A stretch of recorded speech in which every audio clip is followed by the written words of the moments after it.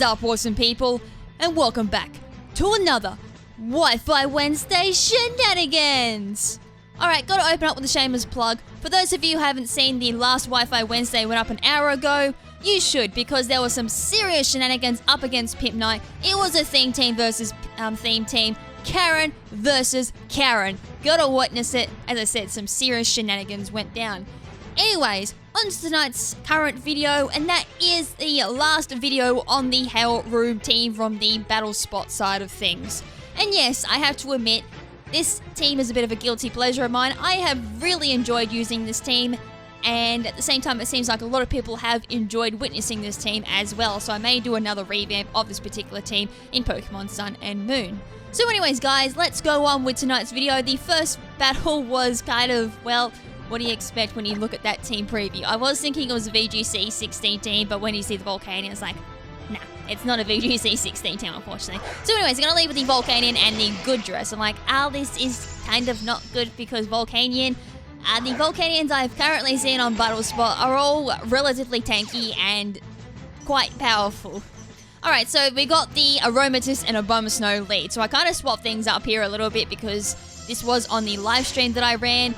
And people, as much as the Jelly Snow lead is so powerful and strong, I did want to swap it up a little bit, so we got a bit of a different lead going on. So there's Goodra goes for the Sludge Bomb there. It does poison my Aromatisse, which is kind of annoying. I did protect on the Abomasnow, protecting the Flamethrower from the Volcanion, which it did and failed. So Hail is going to buff my Aromatisse there, and it's going to heal itself with leftovers. Volcanion is going to get buffed for the Hail, which is kind of good, and the Goodra gets buffed as well. So, considering that the Goodra went for the Sludge Bomb, it could be like a sweepy set, not really too sure. Citrus Berry kicks off on the Aromatisse because I'm below the half health, restoring a bit of my health there, bring it back to the green. So I'm like, I better go for the Helping Hand here just to boost my Energy Ball on my Abomasnow because I have like nothing to hit this Volcanion. I have Ice Shard, I have Blizzard, I have Energy Ball and Protect.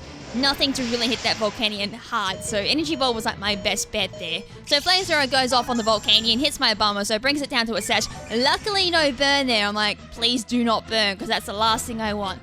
Shell Bell on the Volcanion to heal back a bit of health each time it does land an attack. Infestation goes off on the Aromatisse from the Goodra, which is going to lock my Aromatisse in and do residual damage as well per turn with Infestation. Plus the poison damage on top of that, plus the Hail. Yeah, that's quite deadly on my side.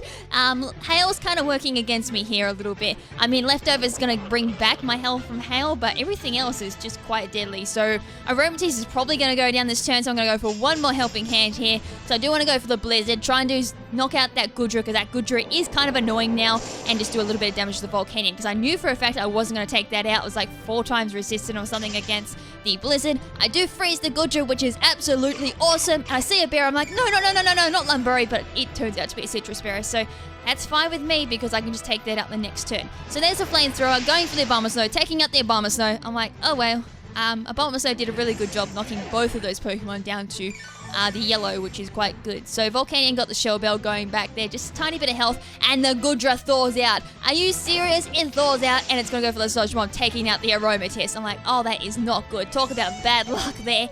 Not only do I get poisoned by the Sludge Bomb, but I also get thawed out, and it takes me out with the Sludge Bomb. So Howl's going to do a little bit more damage there to the Volcanion, cancelling out its Shell Bell recovery, and a little bit more damage there to the Goodra. So my last 2 Pokemon are Mawile and my Blaziken. So we've seen this combo before. So the Intimidator isn't really going to make a difference here because both of these Pokemon are special attackers. As far as I'm aware, the Volcanion is a pure special attacker. I have seen Explosion Volcanion, which is based on the Volcanion event that's just come out. I'm not too sure if the other Volcanion event had Explosion on that as well. So anyways, I'm going to go for the Ice Punch here on the Mega Mawile onto the Goodra. Just take that out because that is really super annoying. I didn't want that going for like Dragon Pulse or anything on the Blaziken. And I go for Rock Slide on Blaziken. Luckily, it hits, and that's going to take out the Volcanion. I'm like, finally, those 2 annoying Pokemon are down. And from here, it was like, what's their last 2 Pokemon? Because their team preview was quite scary.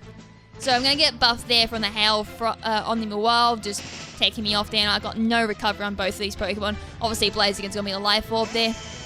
So the 2 remaining Pokemon is Kyogre, which is definitely not Primal, and Seismitoad. I'm like, oh no, not Seismitoad, anything but Seismitoad. I have nothing for that. I can play Rough It with Mega Mawile.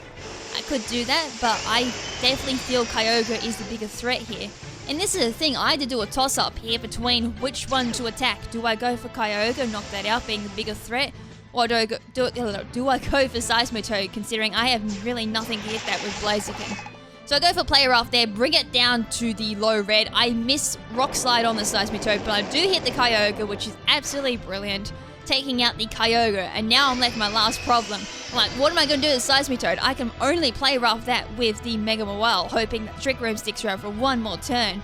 If it doesn't, I'm in a lot of trouble. So Earth Power goes off there, and I do live that on 14 health, but I do get a special defense drop, which isn't going to matter when you're on that low amount of health, and my Trick Room wears out. I'm like, oh no, this is the worst thing that could possibly happen. I have no more Trick Room, which means the Seismitoad's going to outspeed me. So Hyper Voice goes off there, I protect on the Mega Mawile, thinking it might have gone for me again. I go for Poison Jab, hoping for the 10% poison there. Do I get it? No, I don't. I'm like, oh my goodness, that was absolute dreadful luck there. I needed that poison more than anything. I could have just protected on the Blaziken, lived another turn, and then hopefully brought it down enough, but unfortunately there was like nothing I could do. Even if I did poison it, I could have brought it down to the red. That was about the very most that I could do. Flamethrower there. I don't know what I was hoping for, because a Life Orb was going to kill me anyway, so that was game there. I was like, oh man, the only time High Jump Kick would have been handy on that set. That is the only time I have ever needed High Jump Kick out of all the battles I've done with this team. So there we go, that's like one example of that the only instance, as I said, where one move that I was thinking of putting on the set, that I ended up didn't putting on the set, would have actually come in handy. But as I said, that's out of all the battles that I've done with a team, is the only time I've ever needed High Jump Kick, which is why it's not on the set. Anyways, let's go on to this battle. So this was like the first of the two battles I had that I saw an Aegislash. Other than that, I never saw an Aegislash. Also, there's a Talonflame. I actually never saw a Talonflame, except for this battle. The whole entire time, Talonflame was pretty much extinct. Anyways, I'm gonna lead with the Talonflame and the Earth Ring. I'm like, I kind of saw the Earth Ring, not the Earth Ring, the Talonflame lead from a mile away because it's Talonflame. Alright, so we got the Jelly Snow lead here, which is absolutely awesome. Kinda need it here because Talonflame's kind of be annoying, so at least with a Talonflame, I can make it focus on the Bomber Snow and kind of figure out what the Earth Ring is, because Earth Ring can be an anti-Trick Room Pokemon, and at the same time it may not be a Trick Room Pokemon. I have personally done a Trick Room Earth Ring. They are absolutely fun to use, especially in singles, because it kind of tricks people into thinking that it is a fast sweeping Pokemon, but then you go for like Hammer Arm and it counters Trick Room. And makes it a relatively slow Pokemon with a Guts and a Flame Orb. Yeah, that's quite scary. Alright, so we got the Flame Orb on the Earth Ring, which I kind of thought that might be coming. If it was Toxic Orb, then it's a quick feat set. So here comes the Brave Bird, because the Trick Room is up, forcing the Talonflame to go for its priority. Goes for the Jellicent and no Curse Body. I'm like, the Curse Body's been ticking off so much. And the Shell Bell, I'm like, at least that's something different. Choice Band Talonflame is kind of a snore, because I've seen it so many times. Hammer Arm does go off there. I'm like, oh no, and it outsped me in Trick Room as well, which means it is an anti-Trick Room Pokemon. Like, that is not cool. I need to get rid of that ASAP. So I go for the Skull here, go from the Talonflame, because that is also annoying. So it's kind of like I don't know who to target, because they're both just as annoying as each other. So I go for the Blizzard, taking out the Talonflame. I'm like, good, that's like at least one priority Pokemon gone. Now go get rid of the Ursaring, because as I said, it's an anti-Trick Room Pokemon. So I got the Hail and the Burn residual damage going there on the Ursaring, which is kind of good because, as we all know, Flame Orb can be a double-edged sword, can give the Pokemon a lot of power, but at the same time, for its durability or sustainability in battle, it is quite lackluster. Alright, so the Aegislash comes onto the field. I'm like, oh no, there's multiple things this thing can be. It can be also an anti-Trick Room Pokemon. 100% of the time, I'd say it would be. I very rarely have seen a lot of fast Aegislashes, but that's just me personally. I could be incorrect on that one. So the Ursaring goes for the Rock Slide. There it is at -1 speed. I go for the Skull just to knock that thing out. I mean, I could have gone for the Aegislash, gone for the Burn. Probably should have in hindsight. And because I know I got Blizzard going, that would have taken out the Ursaring. But as I said, kind of wanted to play safe there and get rid of the Ursaring. Alright, so Hail going there. And Hail on the Aegislash as well. Just in case it was one of those weird Focus Sashes. I don't know why it'd be a Focus Sash. That would be quite interesting. Focus Sash. A Focus Sash Aegislash. Sword Dance. Bring it down to a Sash. Fast Aegislash. I gotta try that sometime. Anyways, it's gonna switch into its blade form, go for the Shadow Sneak. I actually thought it may have gone for the Abomasnow there because the Abomasnow was a bigger threat than the Jellicent. But I guess at the same time, if they get rid of the Jellicent, I can't set up my Trick Room again. So, yeah, it could have gone either way there. I could have got rid of my Sweeper or I could have got rid of my setup. I think, though, that it would have been better going for my setup because without the setup, I'm kind of in the bad side of things. And look, there's a freeze. I'm like, yay! I better stay frozen because that thing's annoying. But the Noivern does go down as well. And at the same time, though, thinking about it, it would have been better going for my Sweeper because Aggie Slash is really slow too. So getting rid of the setup means they can't utilize Trick Room either. Anyways, Aggie Slash thaws out. It's like, oh man, this is like history repeats itself again. So it goes for the King Shield there. So if it didn't thaw out, it wouldn't have been able to go for the King Snow. And I would have actually hit it with the Shadow Balls. So Hail stops. I'm like, no more residual damage. That's kind of annoying. And Trick Room wears out, which means I can now speed it now. Which is why I was saying it may have been better for them to not knock out the Trick Room setup. Anyways, the weakness policy kicks. I'm like, totally haven't seen this before or anything. Alright, so attack and special attack gets raised. Stance change, it's going to use Sacred Sword. We all know that was going to come a mile away.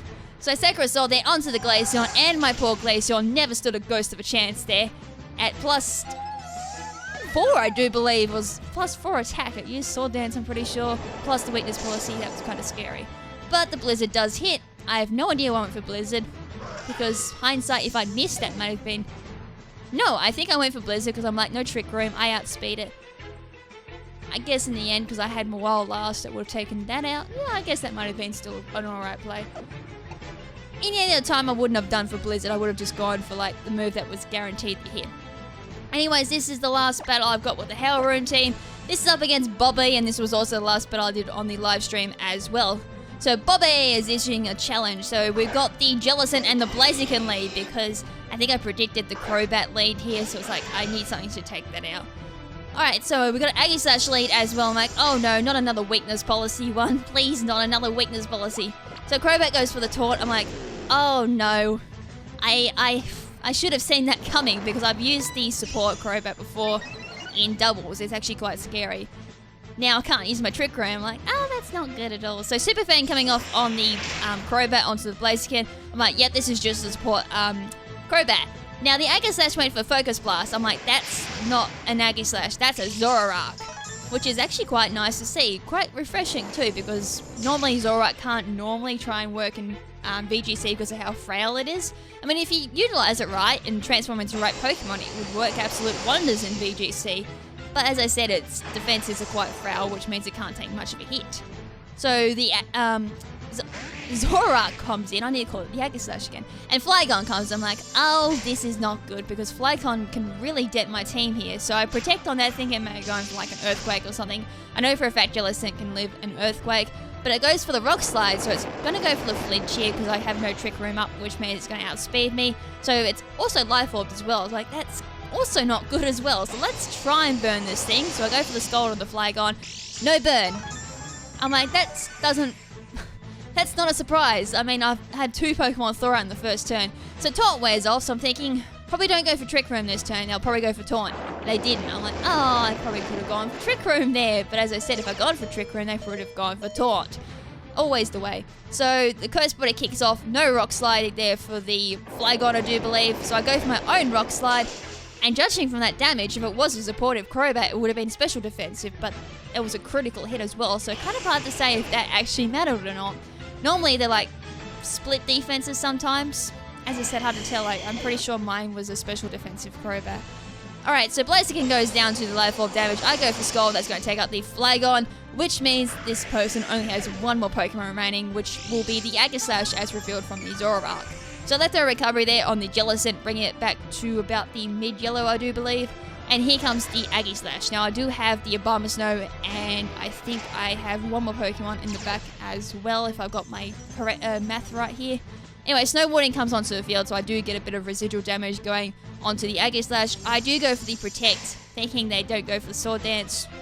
And they do go for Sword Dance. I was thinking, oh, just in case they wait for straight for the Sacred Sword. But they didn't end up getting up a Sword Dance. But at the same time, whilst they're doing that, I go for the Will-O-Wisp, burn that Aggie Slash. I'm like, yep, they're probably going to need 2 more Sword Dances actually dead probably even just a Jellicent alone. I mean, they'll go for one more sword dance. That will definitely bring the Abomasnow down to the sash. But that's about it. Alright, so Leftovers is going to negate the burn damage, but that's about it. Halo will kick in and do a little bit of damage. So Leftover Recovery there, my own Jellicent. Burn kicks in. Negating the Leftover Recovery. Alright, so there's another sword dance. So it's trying to play cocky to try and negate the burn damage. So now it's at technically +2, I'd say. So I go for Blizzard here, just try and do some damage onto it. I can't really do much to Aegislash with the Abomasnow at all. Kind of think I might get rid of Ice Shard on my next set and just put Impale Fire in it, which is what my original Abomasnow was running. So more hail damage is going on there, does buff my Jellicent, and the Aegislash. Leftover Recovery is going to negate that, but the burn damage is going to do a bit more damage to the Aegislash, negating the Leftover Recovery. So there's the Leftovers. Up the health goes. Down the health goes. Always fun seeing that Leftover Recovery, even though it's so slow. Alright, so here comes the stance change. So I'm like, who's it going to go for? Is it going to go for Sacred Sword or Shadow Snake? So it goes for the Shadow Snake. Goes onto my Jellicent. To be perfectly honest, probably should have gone for the Abomasnow. So while it's in the stance change there, I do go for Blizzard. And here's the thing. I have a funny feeling this crit may have mattered. I don't think Blizzard by itself would have taken out the Aegislash even in sword form, because it does resist it. Hard to say if that actually mattered at the end there, because if it did matter, then I could have gone to the stance change, gone back into the shield form, and then my last Pokemon was the Glaceon, but in the end it would have been the same result. I would have gone Shadow Ball onto the Aegislash. I would have then used Blizzard as well onto the Aegislash. It would have been a 2v1. Probably would have ended in my victory as well. Anyways, guys, that is going to be it for tonight's video. As I said, this is going to be the last video on the Hero Room team. Hope you guys like the battles. Hope you guys like the team as well. And then next week, again, it'll be another double upload. Try and get through all these videos before Sun and Moon comes out. There will be another team on display. I actually have a few teams I have to kind of display for everyone, because that's how far I've gotten in Battle Spot. Go figure. Near the end of the ORAS era, I do all these battles, and I'm like, oh my god, I have so much to display now. Kind of bad. But anyways, guys, until next time, this is Lady KrimZen saying ciao for now, but not forever. Ciao.